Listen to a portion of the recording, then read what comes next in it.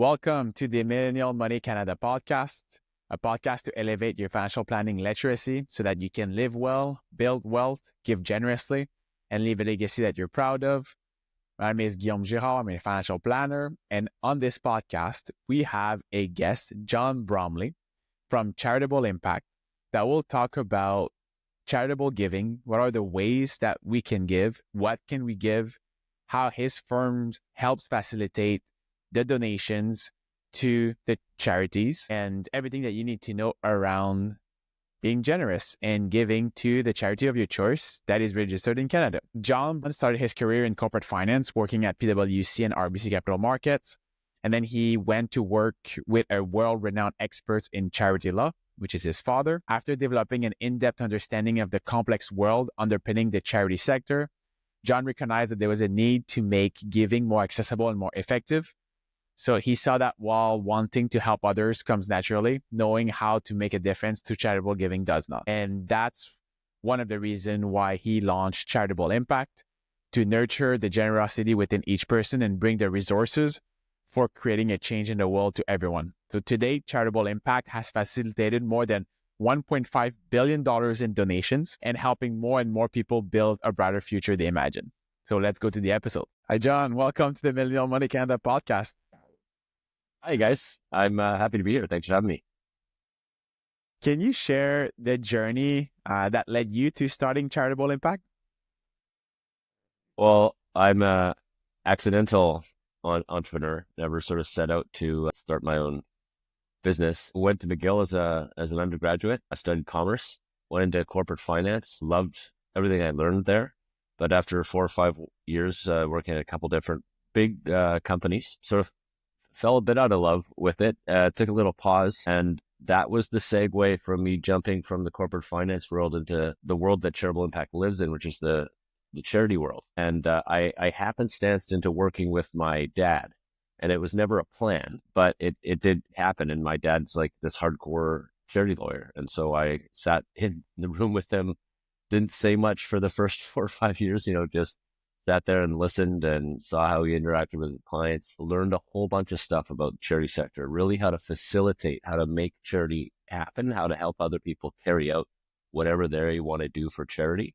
And from there, I just saw this gap in the market, which is the following. Trying to answer this question was hard for me. Where do you go as a donor, as someone who wants to create change in the world? Where do you go to get advice?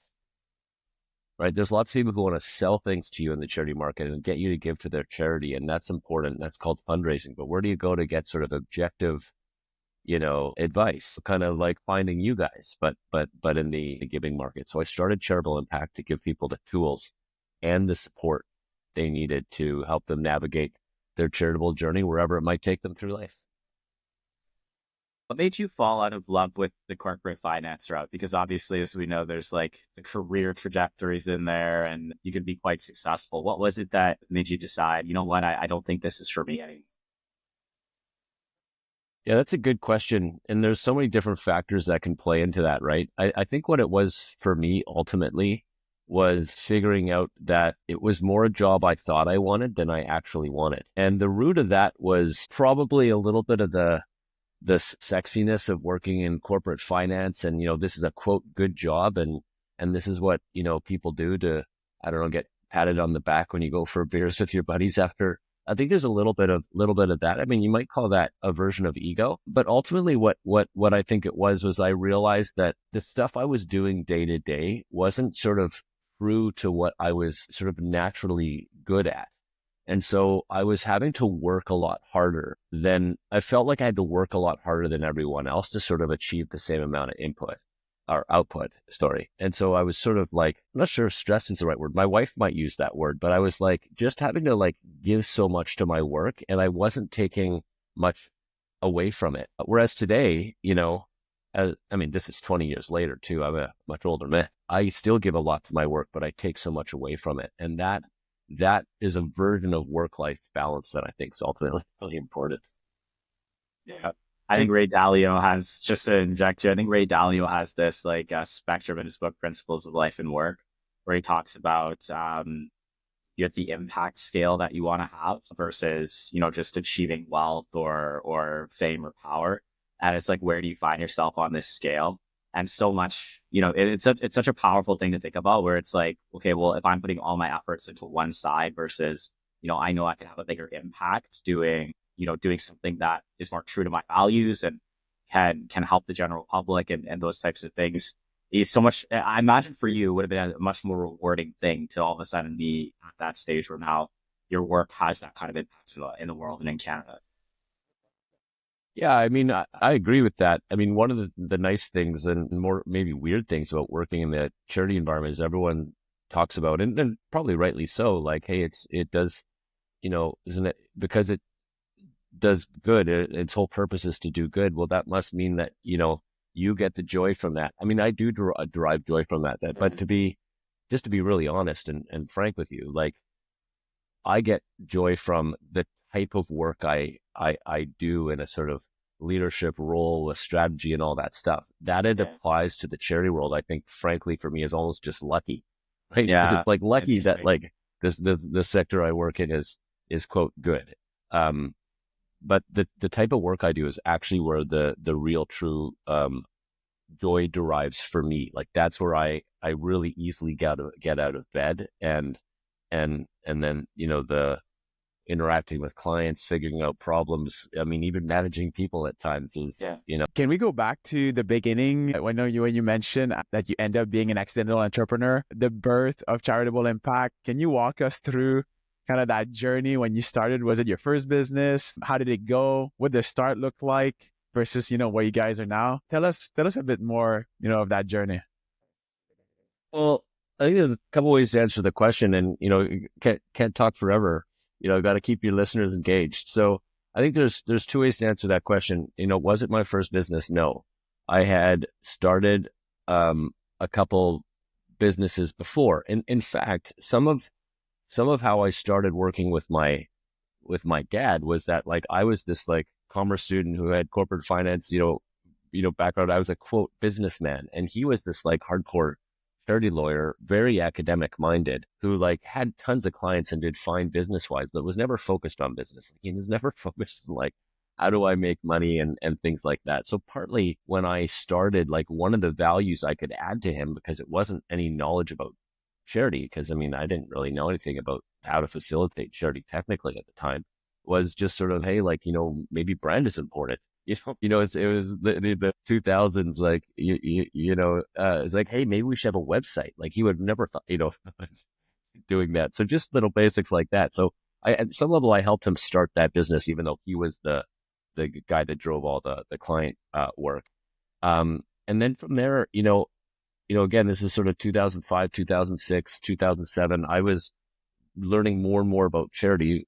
No one's got anywhere to go really to learn about charity. So people who wanted to do stuff in the charity market would find me. And I met a bunch of entrepreneurs who came along and wanted to partner because they knew they wanted to like start a crowdfunding website to raise money for charities, but didn't quite know how to do it. So I started, with other people's ideas, a few businesses in that world where I was the sort of subject matter expert, but they were bringing, like, for example, the software technology idea. That's one of the stories. And so I kept evolving through that. And at some level started Charitable Impact because it was natural to me at that point in my career to understand that if you want to do ideas that are yours or that are your partners, you actually have to start. And like, that's one of the things that differentiates entrepreneurs from other people is they actually do it. They actually start the thing.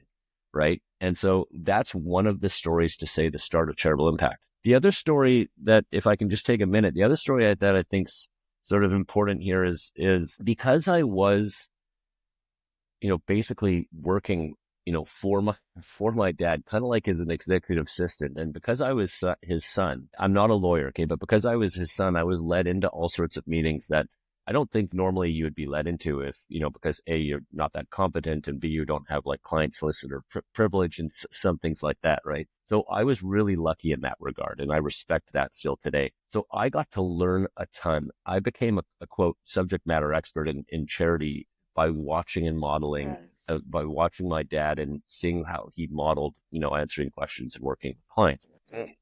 Then what happened was I started asking myself questions like, for example, so here's the question that led to the start of Charitable Impact. There were sort of two. Here's one of them. How do you make charitable giving a part of any economic transaction? So what was hard for me was to ask that question. In hindsight, what was hard to do was to ask that question.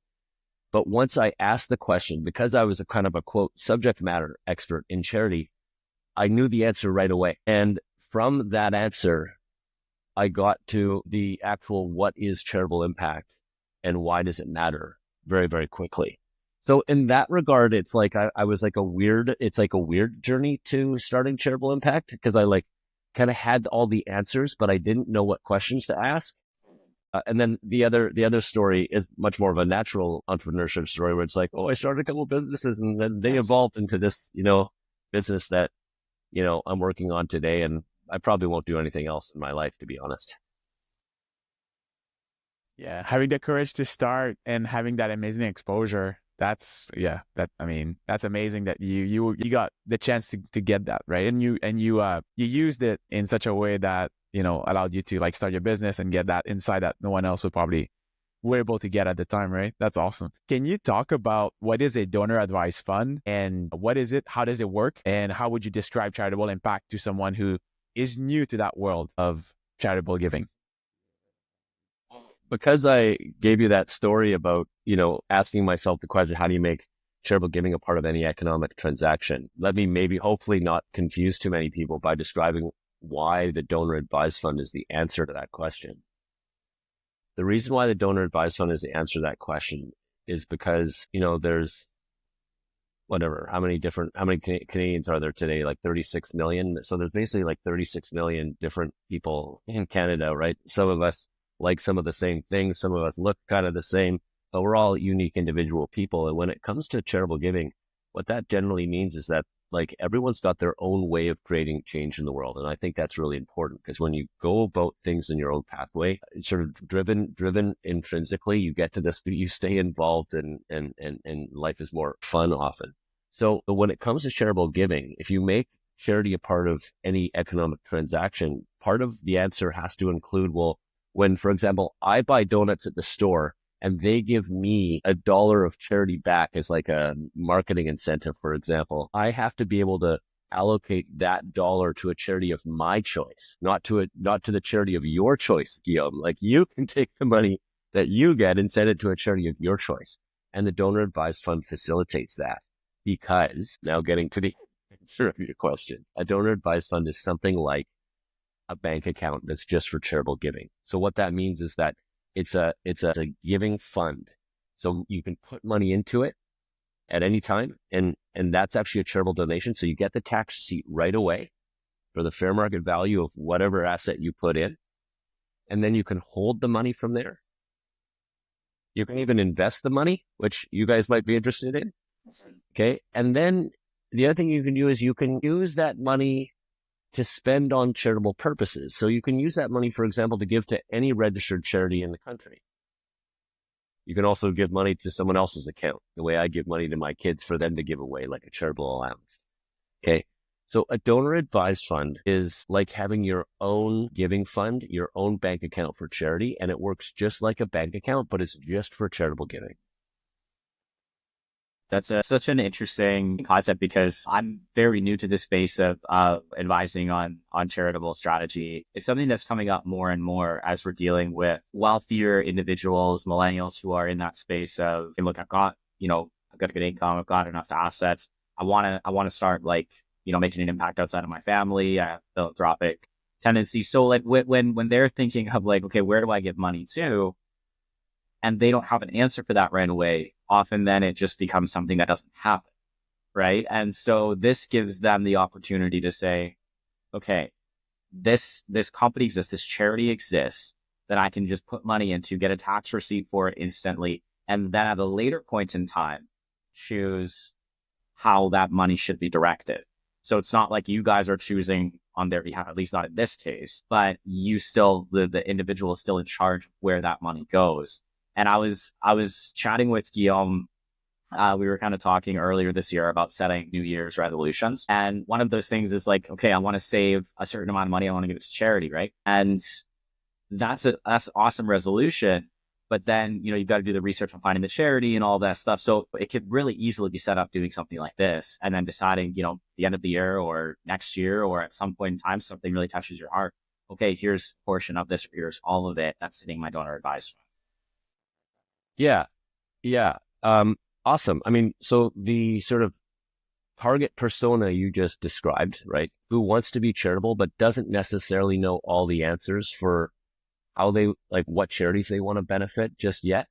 The donor advised fund, as you correctly describe, allows them to start being charitable now, right? And I think that's really important because we need more people joining and playing the game, right? But not everyone needs to play the same way. In fact, it's better if not everyone does play the same way.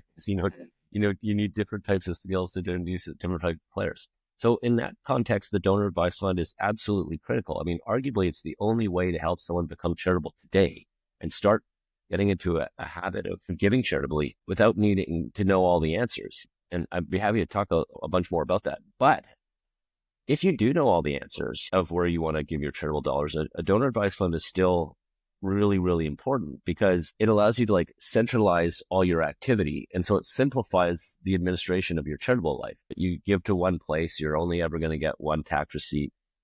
When you make decisions about what charities you want to give to, it's all coming from the same place. So it's going to be tracked. So you'll always know where you gave, which is helpful when you want to look back and either, cheer yourself on or kind of go, it's interesting that I used to give so much to help. And now I'm really giving a lot to the environment. I wonder what changed. And, think about it.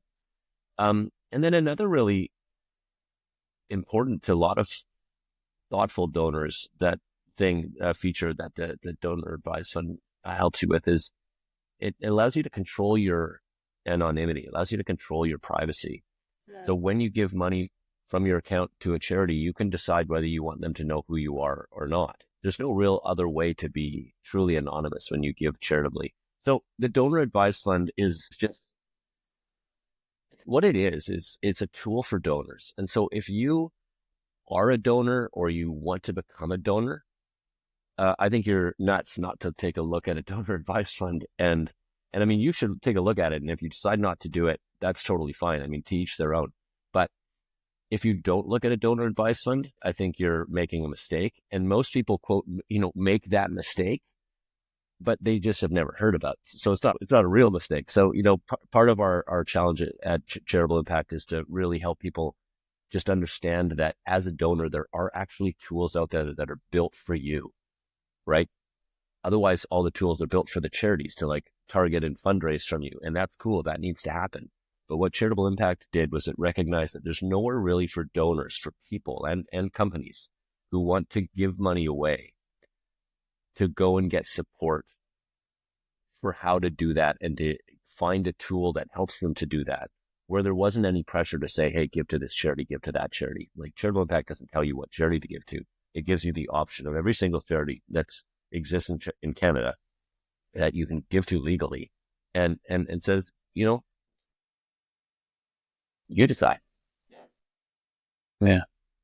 So we've talked about the impact account, I think that you referred to in the past. So if you're a business owner or you're someone who wants to donate, you have essentially two options. You can either go directly to Charitable Impact and then open an impact account there and then choose the charities that you want, or you can go through the advisor where we can open accounts on behalf of clients. Is that correct? The result of what you said is correct. What I would say is that all money comes into your donor advised fund. So we call the donor advised fund an impact account. So all money comes in the donor advised fund. And then you can use that money to give away to charities of your choice, when you're ready. But if you want some of that money invested, then we can help you find an advisor, an investment manager who's going to manage that money for you. So the money comes into your donor advised fund anyway, and then it gets put to investment. The reason to describe it that way is because the donor advised fund, when you add money to it, that's the donation at law. Like that's when the donation takes place and the money leaves your like sort of for-profit pocket that you can use to buy candy and Ferraris and stuff and goes into this other pocket, your charitable pocket, where you can't any longer buy candy or Ferraris because that money has to be used for a charitable purpose. So once it's in that has to be used for a charitable purpose world, it can still be invested. But, you know, all the money that the gains and or losses on those investments still go to your charitable fund account, you know, and so you got more to give away, you got less to give away, right? So that's the reason I sort of, you know, correct the pathway that you described, because the donation happens first, you get the tax receipt, and then from there, you can either give it all away to charities or you can invest it or do some combination of the two. What are the ways that donors can donate? What are not the ways, sorry, but the assets or like, exactly, can you walk us through like what are the options for donors as far as what they can donate in order to get a tax receipt from Charitable Impact once they make that donation? Yeah, so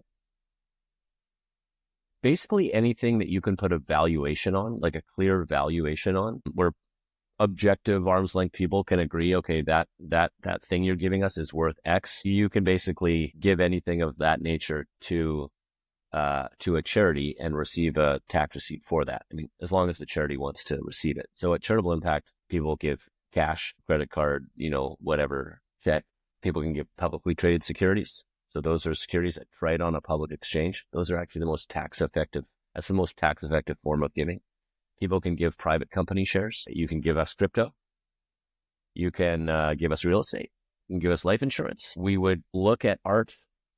You know, if it's like my son drew it and I just was proud of him, we might not take it. But if it's Van Gogh and it's like a serious piece of art that can be readily valued, again, you know, you can give art. So the Charitable Impact's goal, and the reason why Charitable Impact takes all those things is because we want to make it as simple as possible for people to give what they have, and ideally in a tax effective way. The reason tax effectiveness is important is because when you give tax effectively, the donation costs you less. And that does one of two things. It just sort of depends on how you look at it. It either reduces the cost to you, so you feel you feel good about, well, like, gee, you know, or you can give more money away. Right. So what the tax effectiveness does is it increases the amount of value of dollars that you can actually allocate into the charity world. So we encourage people not necessarily to give for tax reasons. That's up to you. Like you can give for tax reasons or save the world reasons, any reasons you want.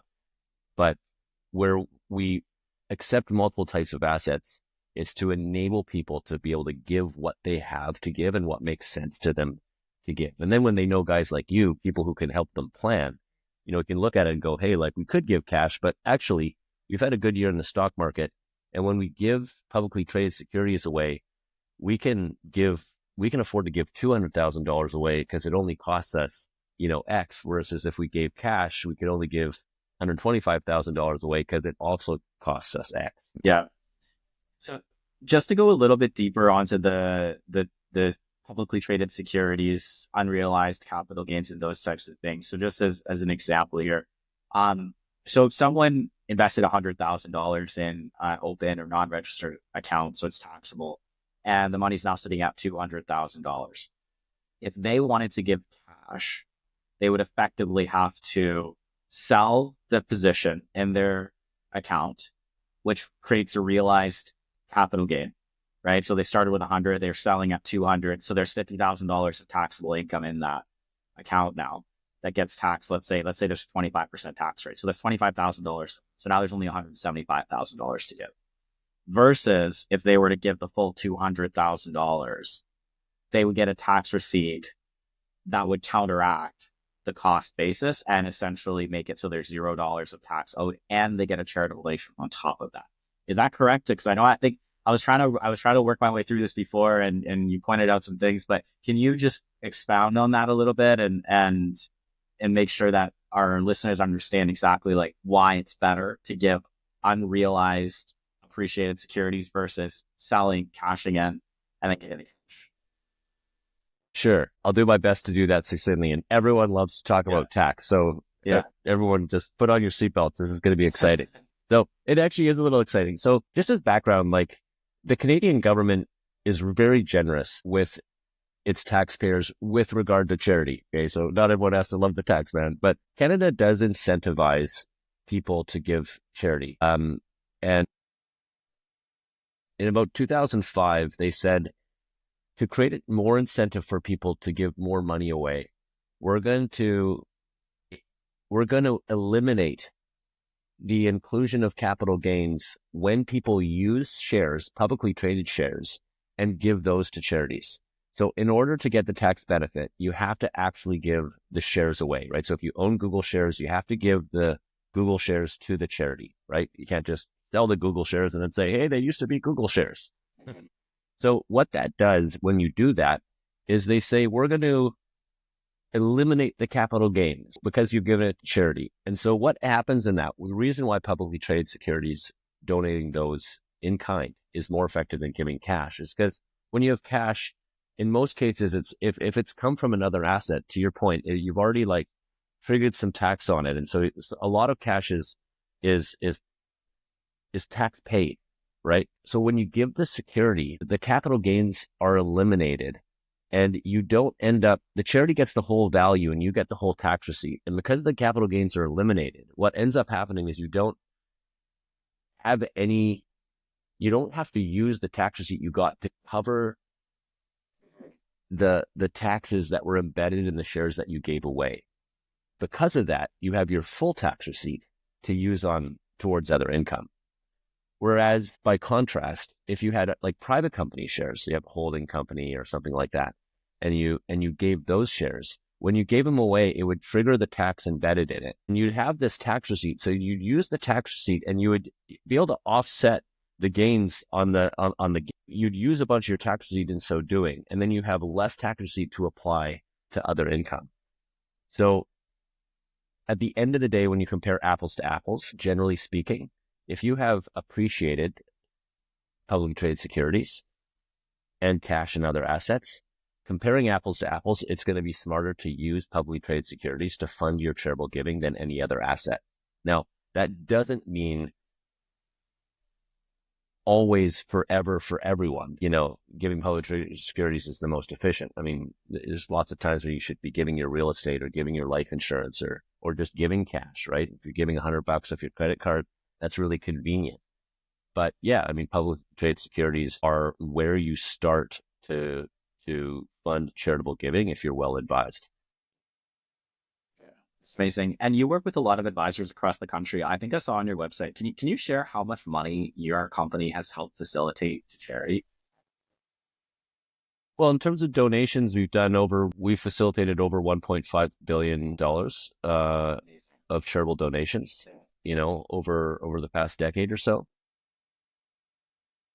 So that's money coming in, and our balance sheet today is $700 million, which means that about 7 or 800 million of the 1.5 is left to go to other registered charities for them to use for, whatever, homeless shelters, hospitals, churches, mosques, like schools, all that kind of stuff, like using it to fund their charitable activities. And the other money is still sitting on our balance sheet, and a whole bunch of that is invested by investment managers across the country. And what Charitable Impact lets you do is it lets you recommend an investment manager to manage your donor advised fund. Now, that investment manager has to have the proper accreditation. We have policy around that. But if they're sort of properly accredited and they follow our investment policy guidelines, we let donors work with their own investment managers, the ones that they recommend to manage their charitable dollars. And the reason we do that is ultimately because we think that, first of all, let's work with investment managers who are professional at doing that. We have financial literacy. I have financial literacy, but I don't want to make those investment decisions, and I don't. And the second thing is, we think for investment managers and for Canadians, they should see charitable assets kind of as a part of their portfolio, right? So not a part of their portfolio that they can go spend on candy and Ferraris like we were talking about before, right? You can't use your charitable dollars to go on vacation. But to think about, you've got a whole pie And what portion of this pie am I going to use to give away? And when you see it as part of your portfolio, people tend to bring more intentionality and thought to it. And when people bring intentionality and thought to their giving, it gets better. The same way if you bring intentionality and thought to your math homework, you learn it faster and you make less mistakes. So in that way, charitable giving is no different. The way I'm looking at it and like the way I'm envisioning it is like, look, I might not be able to give $100,000 away tomorrow. I might not be able to start my own foundation, but in a way, maybe I could put $5,000 in a fund like that this year. And that's kind of like my own mini foundation that I'm starting to choose where I want to be charitable to. I love that you guys have had such a big impact, like in Canada. That's incredible. Like $700-800 million actually given away to charities over the past decade. Like, did you envision that when you first started the company? Did you think, hey, we're going to get to this level, I want to get further than this? Or was it just, hey, I think I have something that works and let's just see what happens? Well, I wouldn't have been able to predict that we necessarily would have succeeded, but in the context of having some success, no, you're not dramatically surprised that you get to 1.5 billion if you offer a good service, because there's a whole bunch of Canadians that are really charitable, right? And so our challenge is meeting those people and saying, hey, do you know what a donor advised fund is and why it's so useful to you to help you, with your giving journey? That's the difficulty, because once people meet the donor advised fund, people who are particularly already decided that they want to make charitable giving a part of their lifestyle, they love the donor advised fund because it's such an awesome tool for donors, right? So when you meet that tool, that people start using it isn't surprising. That's not the hard part. The hard part for us as an organization is helping people understand that there are tools that work for them as a donor. In other words, not every donation has to be because like someone asked you on the street and you just like made a reactive decision. Like charitable giving can be something that you think about and say, hey, like to your point, Sam, I love it. Like I want to give $5,000 away. Open a donor advised fund. I mean, Charitable Impact is free to open. Open your account, use your credit card, take, $700-800 a month. And if you choose to do it that way and donate into your account, break it up through the year or make one donation of 5,000 using publicly traded securities to make it a bit more tax efficient. Yeah. And then you've hit that goal and you should be sort of thanked for being charitable. Thanks for joining the game. And now shift gears a little bit to the other side of charitable giving, which is how are you going to use those $5,000 to create the impact that you want to see in the world? And like Sam, what you want to do with your charitable dollars might be the same, but probably isn't exactly the same as what Guillaume wants to do. And the donor advised fund says, more power to you. Yeah. There's a few things that I love here about the difference in timing between when a donor makes the donations versus when they can actually allocate it to their favorite charity or their selected charity. I think this is amazing to give more flexibility. And I think it's something Sam and I really want to start implementing, having this conversation with clients, not only around like the current financial accounts, but now you have an impact account. And then at, year ends, when we're reviewing, when we talk about the goal for next year or the impact that they want to have in their lives, what's important for them based on their values and their goals. Well, now we're including that as part of the conversation. Oh, hey, you have X amount in your donor advised funds that we put last year, for example. What do you want to do with them? And then I guess you just liquidate them and then go forward, and within their portal, they allocate it to the charity of their choice, right? So I think this is awesome to have that kind of flexibility around not only tax planning, but conversation and this approach. Again, intentionality around when they're donating, how they're donating, make sure that it fits in their overall financial plan. I think it's awesome. So can you talk about when the money is there, and like you mentioned, there's like 87,000 charities in Canada, like what are the options for clients to learn more about, like what are the which charities should they select in a way? I know you have some support there on your end that you help clients with. Well, in terms of support, thanks. I mean, we do two things there. Like when we think about like web-based tools, because your impact account, Charitable Impact is a web-based platform. So it's like a fintech, like your bank has you've got an app for your bank account, right? Charitable Impact's built that way. I mean, it is 2025. So you can go to Charitable Impact, you can click sign up. It's all web-based. You start your impact account in 3 or 4 minutes, right? You're good to go.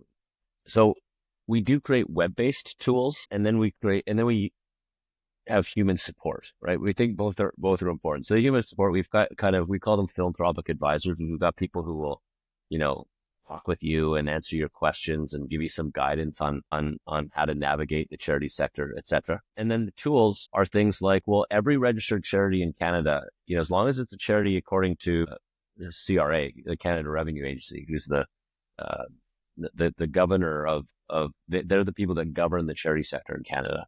As long as they say it's a charity, it's on our platform. And the reason we do that is because we want you to be able to choose any charity of your choice. Like, we might have opinions on what makes a good charity or a bad charity, but it's more important for you, the donor, to have those opinions. And if you think it's a good charity and it's a compliant legal charity, it's on the list, please give it to them. Charities also to release a whole bunch of information about themselves in order to maintain compliance with CRA. So we take that information and we put it on a charity profile page. And so you can learn a little bit of information about every registered charity in the country, something about their revenues or their expenses, the type of sort of causes that they work on, things like that. So our goal is to help the donor make their own decision about what charity they want to give to, and you can also talk to your friends, you can go on Facebook and, there's other ways, to figure out charities. I mean, AI is really interesting. AI, I think, has become a really helpful tool for donors to learn more about charities quickly. So it's not that you have to do everything in Charitable Impact. It's like you don't do all your stuff inside your bank, but Charitable Impact at the end of the day acts like your core tool to manage and organize all of the charitable giving that you do and the decisions you make. Do you want to talk about the Charitable Allowance? I think that's a fascinating program or approach to help educate, if you're parents, to help educate, your kids or the next generation on how to be charitable or why is it important to be charitable and how to do it. And also, share what is a charitable allowance and also your own experience as well, if you want. Well, did you guys, either of you, your parents give you an allowance growing up? Yeah. Like small stuff, you do chores around the house. I think it was like $2 a week or something like that when we were kids. But back then, I mean, $2 could buy you Blue Jays tickets. So, that was, that was probably the experience. Doing your age, Sam. Yeah. My 30-year-old age. Yeah. So, I mean, an allowance, it's just like, hey, you give some money to a kid and the way I see an allowance is you give some money to a kid and then it's like up to them to spend it. Right. And what's powerful about that is when you recognize all the different stuff they can learn by going through that process of what they're going to do with that money. Am I going to save it? Am I going to spend it? If I'm going to spend it, am I going to spend it on something that's going to give me joy now, like candy or a magazine, or am I going to, spend it on something, spend it on something like a skateboard, something longer term. The idea of the charitable allowance is doing exactly that, but just with charitable dollars, right? So if you give charitable dollars to a kid in your life that you care about, and it's up to them to decide how to do it, what opportunity does that create to help them learn about charitable giving and all sorts of other life skills like financial literacy, right? Because they're still getting that money. They still have to make those same decisions. Am I going to hold on to it or am I going to spend it? And if I'm going to spend it, am I going to spend all of it? And if I'm going to spend it, what am I going to spend it on? Like there's all these different causes. There's all these different charities. What's important to me. So what I really like about the charitable allowance is that it's a financial tool, because it's money that you give to a kid, but they have to give it away. And the hypothesis on it is that it'll help them develop in a couple different ways. I mean, social responsibility, empathy, compassion, this sort of charitable stuff. But then also it'll help them on the sort of financial literacy side, right? And the third thing I think that it's going to do is it's going to help them learn other life skills like, reading, research, talking with adults, all these types of things. Because to get from having charitable dollars to making a decision about what charity to give to, there's all sorts of different pathways to follow. And in making those decisions, I think there's a ton of life skills to learn. I agree with that. You gotta set up my son to do that when he's old enough to be able to make some critical decisions. But that's a really cool way to view this. And just even thinking about like when I was in high school and looking at, you know, the levels of financial literacy there was one time, I think the only class that we ever had was literally a single class in like social studies or something, where we had to invest in a stock, like with like dummy money. We were on like this website that you could sign up and use like fake money to invest. And none of us knew anything. They weren't teaching us anything about the stock market. They were just saying, you just have to do this and figure it out. Right. Those were the only financial literacy we had. It wasn't math class. It wasn't anything else. It was social studies, invest in a stock and see what happens. The guy invested in Barrick Gold Corp. That was my, cause I wanted gold, but I wanted to buy the gold company, not gold itself. So anyways, side note there. But when it comes to, cause there's so many aspects of financial literacy, there's taxes, there's how to manage money, there's cash flow, there's giving, there's all of these things. But you can wrap so much of that up into something like this, where it's like, okay, you have a limited amount to give away. You have to do your research on what you think is a good charity. You have to talk to the people that will actually help you decide, like, if this is the way you want to give your money. And you have to be cognizant, because you can't give money to everyone. You've got a finite amount here. So you maybe want to give $100 here or $50 here. So I love that, you know, in and of itself creates more opportunity for kids to learn. I think it's a fantastic tool, and even maybe just something that kind of came out of the bigger picture here. So yeah, thanks for sharing that. And that's something, like I said, I got to get my son on at some point here, and we'll try to implement that in his life. Yeah, cool. I mean, so my kids are older than yours, that we were trying a bit offline beforehand. But so they're now 12 and 13. And so, you know, they can log into their account and, you know, go in there and do stuff on their own. But I actually started, and I give them $10 a month for them to give away. So money goes into my impact account. It gets transferred automatically, because you can you can schedule these things in Charitable Impact, right? It gets transferred automatically every month to their account. And then, you know, they're notified and they decide whether to hold it or send it away. But the point I was going to make, just because you got younger kids, is I started giving my kids a charitable allowance even before they were like, when they were way too young to start using it. And I did that partly for myself, to say, I'm going to commit to, you know, because, RESPs, are you going to do that? Maybe I should do that. Put some money aside today to save for their education tomorrow. Along that type of thinking, I said, it's also important to me and my wife to put some money aside for them, so that there's a bit of money as they get older that they have to use in this certain way. Just like the REST, they have to be used for education. And so I started putting it away earlier. And so by the time I started talking to them about it, there was actually already a decent, I mean, not hundreds and hundreds of dollars, but also already a decent little pool of money for them to give away. And look, you don't have to do it that way. I'm just sharing that that's the way I went about it. Yeah, I like that. That's awesome. Do you want to, I mean, you touched a little bit on the amount. So what is the minimum that someone can contribute, or the frequency? You said $10 a month. And yeah. Well, so Charitable Impact our mission is to increase access to and participation in, and the benefit people feel when they give. Okay, so that's our mission. And so when it comes to access and participation, we know and believe that everyone can be a philanthropist. Everyone can be a donor, right? We don't all have the same amount of money. We don't all value charitable giving in the same way, but we all have something to give. And so Charitable Impact, since the very beginning, has tried to make it as easy as possible for people to participate. And as a result of that, you know, the minimum donation that you have to make in order to, you know, play with Charitable Impact is $5. So if you can give $5, you can put money into your own account. Yeah.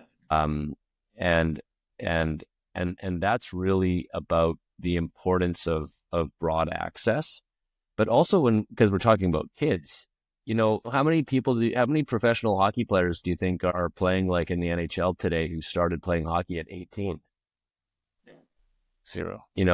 Zero probably, right? So a little different with giving, but same idea. Like how many donors, actually start becoming like really good donors, when they're 30, having never thought about or given any money away before that. It just doesn't work that way, right? So learning giving isn't about the quantum of money you have. It's about the actions you take, and it's about how you value and see the amount of money that you do have, right? I mean, I remember the story I love to tell about my grandfather, who was, not wealthy at all. I had next to no money. And I was this like young, corporate finance guy. And I came back from Montreal where I was doing my work, and he was in Vancouver, and he had these like crummy shoes. And I was like, Grandpa, like, I'd love to buy you a pair of shoes. And so I went out with him. We went to the store. We found this pair of shoes, and it was perfect for him, but they didn't have his size. So I was like, oh, Grandpa, like, I'm going back to Montreal, but here's $100. You come back like next week when they said the shoes would be in, and buy the shoes. And he's like, oh yeah, John, thanks.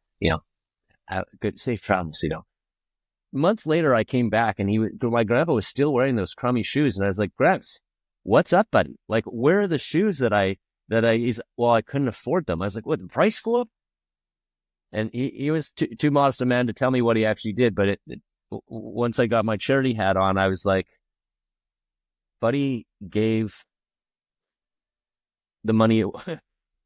Buddy gave immediately. He gave like 10%. He was a Christian, so he tithed. He gave 10% of the money away right away. First fruits, they call it. Like, here's this poor guy who, whenever he got any money, his first instinct was to give 10% of it away. The point, and so that's what he did. So he couldn't because he couldn't afford the shoes anymore. So anyway, I got him the shoes. But the point I'm making is that, like, giving is a mindset. It's really a culture for people who choose to do it. And once you choose to do it that way, you start to see the world a little differently. And within reason, every time any money touches you, you kind of go, okay, this little piece of, whether it's 1% or 0.5% or 15%, you choose, but this little piece is for giving. And that's what we want to see more Canadians do, right? We don't need more Canadians to necessarily cut big checks and have these big check presentations and everyone celebrate the wealthy philanthropist. Let's continue to do that. What we want to do, though, is see more people go, you know what? Giving's just a part of how I'm going to live my life and spend my money. And Charitable Impact, as a result of that, is built for anyone who chooses to do that, regardless of how much money you have and or choose to give away. Yeah. Oh, you've covered some really great stuff. I mean, around mindset. Like, I didn't grow up around philanthropy much, to be honest. It's something in my 20s. Just a quick story. I stumbled into a video about water, like in Africa, like how, of course, a lot of places don't even have access to clean water, like walks miles and miles to get that. I watched this video, and for me, like, I'm huge into exercising and, health and fitness, and I'm crazy about that.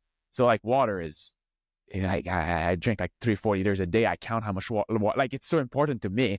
Just thinking that they don't even have that as a vitality. Anyway, I watched this video. It was like 30-minute long. And then from that point on, I started, you can select like $15 a month. And then you have a dashboard, and they show you like, hey, you've contributed X amount to like this wells or this water source in this place, in Africa. And it shows you the dots and whatnot. But now I just realized, like, they're not, I don't think they're registered in Canada. So anyway, I need to probably look, because you're only doing charities in Canada. But all this to say that if I find a charity that is covering, let's say, a topic that is important to me or align with my values through Charitable Impact, I can do the same thing, but instead of doing directly to them, I would go through the Charitable Impact and then select them, right? So that's cool. Correct. Yeah. So that's a great story, So giving topics are around us all the time, right? You're watching a video on YouTube, you're watching the news, you're reading something, you're listening to a podcast. There's causal stuff in all the content most of the content we ingest all the time. And people have opinions on this stuff. Like, you're saying like, hey, I value water. In fact, I can't live without it. Like, I want to help other people who don't have as good access to water as I do have better access to water. I mean, that then becomes a charitable gift, with regard to, just because you're in the finance space, with regard to if you're working with a charity that's not Canadian, that's totally awesome. Good for you. But the tax receipt's not going to help you, right? So it's costing you, 100 cents on the dollar to give that money. Whereas if you gave it to a Canadian charity, it would cost you 50 cents or less. That was before financial planning. Which means you could give more. Well, there you go. Right. So, but just to make that point, right? So that's why it's not to say don't give to American charity, like please do, or a European charity. It's just, it's not tax efficient. So instead of having $2 of impact that costs you one, you'll have, $1 of impact that costs you one. Sam, do you have any other questions?